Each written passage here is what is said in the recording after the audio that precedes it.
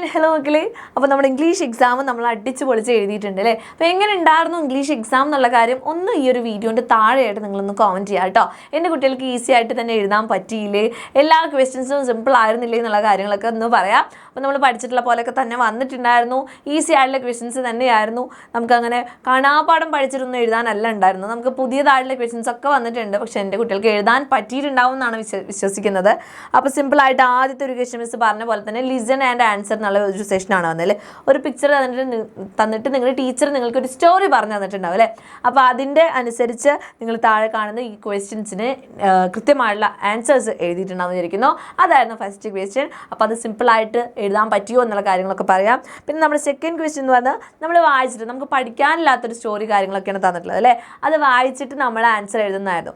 അപ്പോൾ അതും ഈസി ആയിട്ട് ചെയ്തിട്ടുണ്ട് എൻ്റെ കുട്ടികൾ. മിസ് വേഗം ഒന്ന് വായിച്ചു തരാം. ദ ബ്രോക്കൻ വിൻഡോ എന്ന് പറയുന്ന ക്വസ്റ്റ്യൻ ആണ് അല്ലേ. Vini love to play cricket. One day Winnie and her friends were playing in the ground. Winnie was batting. She hit the ball very hard. Crash. The ball broke a window of the nearby house. Let's run away, her friends said. But Winnie remembered her teacher's words. Honesty is the best policy. Okay. അപ്പോൾ വിനീൻ്റെ ഫ്രണ്ട്സും കൂടെ കളിച്ചുകൊണ്ടിരിക്കുന്നു, cricket കളിക്കുന്നു. വിനി bat ചെയ്യായിരുന്നു. അപ്പോൾ അവൾ നല്ല ഷോർട്ടായിട്ട് ഒരെണ്ണം അടിച്ചു. അത് ഇങ്ങനെ എന്ത് ചെയ്തു, നെയ്ബറിൻ്റെ വീട്ടിൽ പോവാണ് ചെയ്തത്. അത് അവരുടെ വിൻഡോ തകർത്തു. ഓക്കെ, ജനൽ പൊട്ടിപ്പോയി. അപ്പോൾ ഫ്രണ്ട്സ് എന്താ പറഞ്ഞത്, നമുക്ക് ഇവിടുന്ന് പോകാമെന്ന് പറഞ്ഞു അല്ലേ. പക്ഷെ അവൾ എന്ത് ചെയ്തു, ടീച്ചറിനെ വേർഡ്സ് ഓർത്തു. എന്തായിരുന്നു, ഓണസ്റ്റിയാണ് ഏറ്റവും നല്ല പോളിസി എന്നുള്ള കാര്യം. ഓക്കെ, എന്താ, സത്യസന്ധതയാണ് ഏറ്റവും നല്ല ആയുധം അല്ലെങ്കിൽ നല്ല പദ്ധതി എന്ന് പറയുന്ന ഒരു കാര്യമാണ് ഓർത്തത് അല്ലേ. അങ്ങനെ Vini went to that house. ആ വീട്ടിലേക്ക് പോയി. An old man was sitting on the veranda in front of the house. അപ്പോൾ വീടിന് മുന്നിലായിട്ട് ആരുണ്ട്, ഒരു ഓൾഡ് മാൻ ഇരിക്കുന്നുണ്ടായിരുന്നു. Sorry uncle, I broke your window by mistake. Sorry, ഞാൻ അറിയാണ്ട് നിങ്ങളുടെ വിൻഡോ പൊട്ടിച്ചിട്ടുണ്ട്. Vini said. The old man smiled and said. Okay, old man എന്താണ് ചിരിച്ചുകൊണ്ട് പറഞ്ഞു, don't worry, I repair it. Okay, പേടിക്കേണ്ട, കുഴപ്പമില്ല, ഞാനത് റിപ്പയർ ചെയ്തോളാം. Thank you for being honest. Okay, നീ സത്യസന്ധയായിട്ടിരുന്നതിന് thank you. You are a good girl. നീ നല്ലൊരു കുട്ടിയാണ്. Vini felt happy and proud. Okay, Vini happy ആയി, പ്രൗഡായി. അപ്പോൾ ഇതിൻ്റെ ക്വസ്റ്റൻസ് എന്ന് പറഞ്ഞാൽ ഭയങ്കര ഈസി ആയിട്ടുള്ള ക്വസ്റ്റൻസ് തന്നെയാണ്. ഫസ്റ്റ് വന്നത് വിനിയുടെ ഫേവറേറ്റ് ഗെയിം എന്താണ്, ക്രിക്കറ്റ് ആണ്. പിന്നെ what happened when Vini hit the ball very hard. ഭയങ്കര ഷോർട്ടായിട്ട് ഹാർഡായിട്ട് ബോൾ അടിച്ചപ്പോൾ എന്താ സംഭവിച്ചെന്നല്ലേ. അത് ഗാർഡനിലേക്ക് പോവാണോ, അല്ലെങ്കിൽ അത് വിൻഡോ ബ്രേക്ക് ചെയ്യാണോ, അല്ലെങ്കിൽ ഫ്രണ്ടിനെ അടിക്കുകയാണോ ചെയ്തത്, അല്ലെങ്കിൽ റോഡിലേക്ക് അത് വീഴാണോ ചെയ്തത്. എന്താണ്, സി ആണ് ആൻസർ അല്ലേ. അത് വിൻഡോ തകർത്തു. ഓക്കെ, അടുത്ത എന്തുകൊണ്ടാണ് വിനി ഓടിപ്പോവാതിരുന്നത്. ആൻസർ എന്താണ്, she remembered her teachers words എന്നുള്ളതാണ് വരെ. ബി ആണ് ആൻസർ കേട്ടോ. അടുത്ത ആരാണ് അവിടെ ഇരിക്കുന്നത് വരെ എന്തെങ്കിലും ഓൾഡ് മാൻ ആണ്. ഓക്കെ, പിന്നെ അഞ്ചാമത്തെ ക്വസ്റ്റ്യൻ എന്താ, എന്തുകൊണ്ടാണ് വിനിക്ക് ഹാപ്പിനെസ്സും പ്രൗഡായിട്ടും തോന്നിയിരുന്നത് അല്ലേ. എ ആണ് ആൻസർ, ഫോർ ബീങ് ഓണസ്റ്റ് എന്നുള്ളതാണ് ആൻസർ ആയിട്ട് വരിക കേട്ടോ. അപ്പോൾ ഇതൊക്കെ എൻ്റെ കുട്ടികൾ കറക്റ്റ് ആയിട്ട് എഴുതിയിട്ടില്ലേ.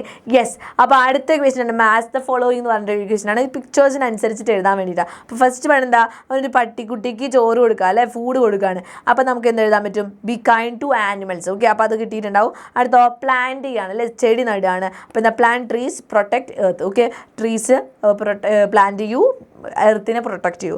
അടുത്ത ട്രാഫിക് റൂൾസിനെ അനുസരിക്കാൻ അല്ലേ, ഫോളോ ട്രാഫിക് റൂൾസ്. ഓക്കെ, അതും ഈസിയാണ്. പിന്നെ ഇവിടെ എന്താണ്, യൂസ് മീ എന്ന് പറഞ്ഞിട്ട് നമ്മൾ ഡോണ്ട് ത്രോ എവേ വേസ്റ്റ് ഒക്കെ കൊണ്ടിടുന്നതാണ് അല്ലേ. പിന്നെ ലാസ്റ്റ് എന്താ, പൈപ്പ് പൂട്ടുകയാണ്, വെള്ളം പോവാണ്. ഓക്കെ, അപ്പോൾ സേവ് വാട്ടർ സേവ് ലൈഫ്. അപ്പോൾ നിങ്ങൾക്ക് ഇത് മാത്രം കിട്ടുന്നില്ലെങ്കിലും ബാക്കിയൊക്കെ നിങ്ങൾ ഇങ്ങനെ പൂരിപ്പിച്ചിട്ടുണ്ടെങ്കിലും മാച്ച് ചെയ്തിട്ടുണ്ടെങ്കിലും ലാസ്റ്റ് വൺ എന്താണ്, ഇത് നമുക്ക് കിട്ടും. Okay, don't throw away waste എന്നുള്ളത് കേട്ടോ. അപ്പോൾ ഇതും ഭയങ്കര ഈസി ആയിട്ടുള്ള ക്വസ്റ്റ്യൻ തന്നെയായിരുന്നു. എൻ്റെ കുട്ടികൾ എല്ലാവരും കറക്റ്റായിട്ട് ചെയ്തിട്ടുണ്ടായിരിക്കുന്നു. അടുത്ത തോട്ട്സ് ആണ്. നമ്മൾ തോട്ട്സ് എഴുതാൻ വരുന്നു പറഞ്ഞിട്ടുണ്ടായിരുന്നു മിസ്. ഡോറോത്തീൻ്റെ തോട്ട്സോ അല്ലെങ്കിൽ ഈ ചാപ്റ്ററിൽ നിന്ന് എന്തായാലും തോട്ട്സ് വരുന്നു മിസ് പറഞ്ഞിരുന്നു.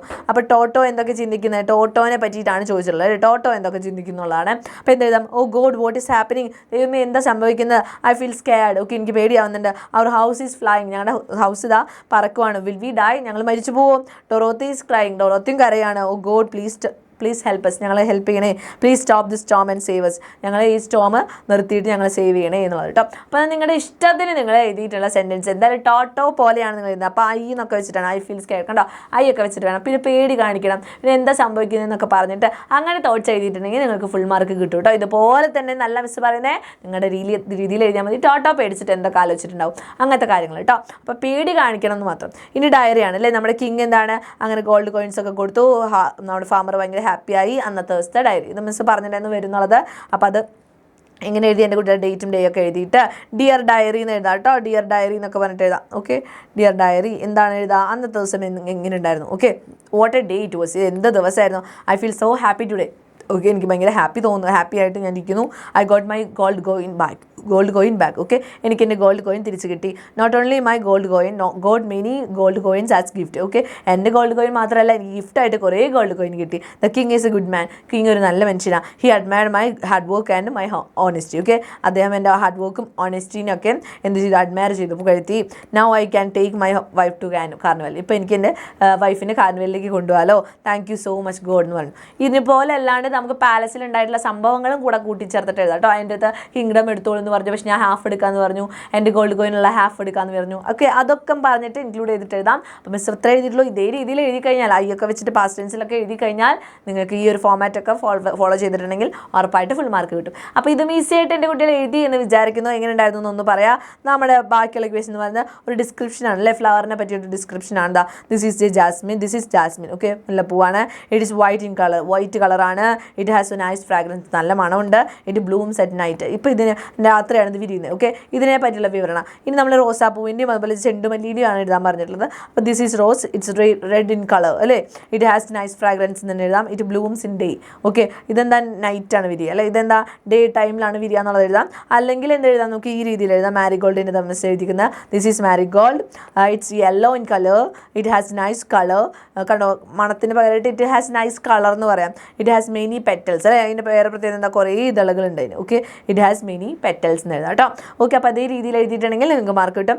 അടുത്ത ലാസ്റ്റ് ക്വസ്റ്റൻ എന്ന് പറഞ്ഞാൽ ഡിസ്ക്രൈബ് ദ എവൻസ് ആണ്. എവൻസ് കഥയായിട്ട് എഴുതാൻ വേണ്ടിയിട്ടാണ് അല്ലേ. ഇപ്പോൾ ഫസ്റ്റ് വൺ നോക്കാം, കിങ് ഗോൾഡ് കോയിൻസ് കൊടുക്കുന്നു. The king gave many gold coins to the farmer. ഫാമർക്ക് കുറേ ഗോൾഡ് കോയിൻസ് കൊടുത്തു. പിന്നെയോ the farmer became very happy and walked back to his house. Okay, ആൾ ഭയങ്കര ഹാപ്പി ആയിട്ട് വീട്ടിലേക്ക് തിരിച്ച് നടന്നു. പിന്നെയോ his wife asked about the gift. ഗിഫ്റ്റിനെ പറ്റി ഇത് എവിടെ നിന്നാണ് കിട്ടിയെന്നൊക്കെ ചോദിക്കുന്നുണ്ട് അല്ലേ വൈഫ്. അപ്പോൾ അത് എഴുതാം.